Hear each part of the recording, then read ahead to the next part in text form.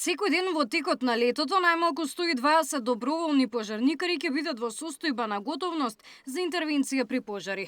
Нов модел на мобилизација денеска беше договорен меѓу Дирекцијата за заштита и спасување и доброволните противпожарни друштва.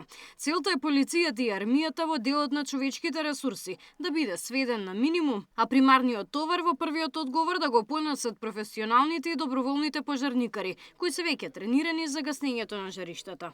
Наедноставно кажано, доколку имаме голем пожар во Штипско, се јавувам на конкретен човек кој што денес го договоривме и од него барам да упати одреден број на доброволци кон местото каде што се наоѓа пожарот. Дали тоа ќе бидат 10, 20, 30, тој истите ќе ги упати. Тимовите за брз одговор при ДЗС добиваат дневници, што не е случај за членовите во доброволните противпожарни друштва. Имаат и големи трошоци, сервиси и регистрација на возилата, но и заштитна опрема за гаснење. Најголемите предизвици се надам да ќе сложат и нашите колеги се системските пропусти кои не мачат, финансирањето, обезбедувањето на опрема, увозот на возила, увозот на опрема.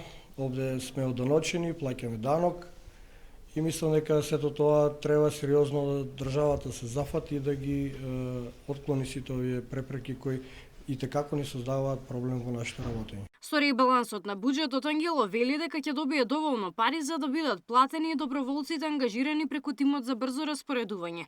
Во Македонија има регистрирано над 100 доброволни противпожарни друштва, но само десетина се поподготвени како со човечки ресурси, така и со возила и опрема. И тие присуствуваа на денешниот состанок во ДЗС.